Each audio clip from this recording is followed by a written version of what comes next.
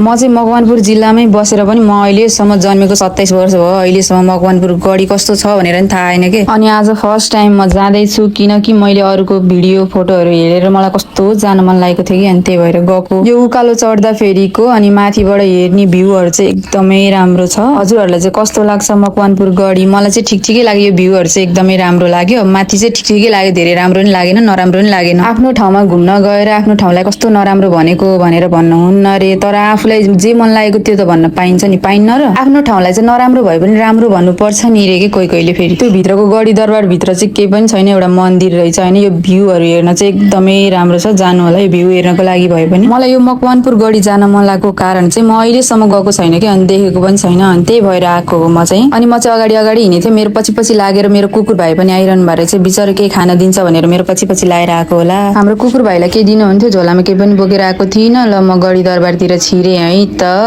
ढोगेँ मैले भगवानलाई। अब भगवान हुँदो रहेछ, ढोग्न परिहाल्यो नि है, जुत्तै लाएर ढोगेँ, त्यसको लागि माफ पाऊँ भगवान। गढीमा चाहिँ हाम्रो यो मकवानपुरको आन्टी हो कि कता कताको आन्टीहरू पनि आएर नाचगान गरिरहनु भएको रहेछ भनेर हेरेको त टिकटक पो बनाइरहनु भएको रहेछ। ए भगवान, अब यो ठाउँ मन परे पनि नपरे पनि भिडियो फोटोहरू त बनाउनु परिहाल्यो नि आएपछि होइन। अब फर्स्ट टाइम आएको हो, अरूले भिडियो फोटो खिचेको देखेर जाउँ जाउँ जाउँ जाउँ मन लाग्यो होइन।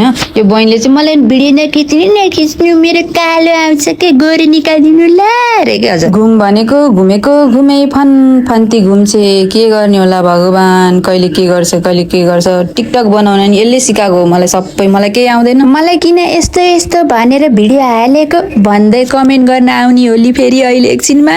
मलाई चाहिँ हातमा फनफनी घुमाउने बहिनीले भनिरहेको चाहिँ पृथ्वीनारायण शाहको औँला नि त्यस्तै बाङ्गे बनाएर राखेर रे के। अनि फेरि पृथ्वीनारायण शाहको छोरी श्वेता नारायण रे फेरि। ल हो बहिनी, म श्वेता नारायणै हो भन्दै घरतिर चल्दिएको म साथीहरू। Thank you for watching, bye by.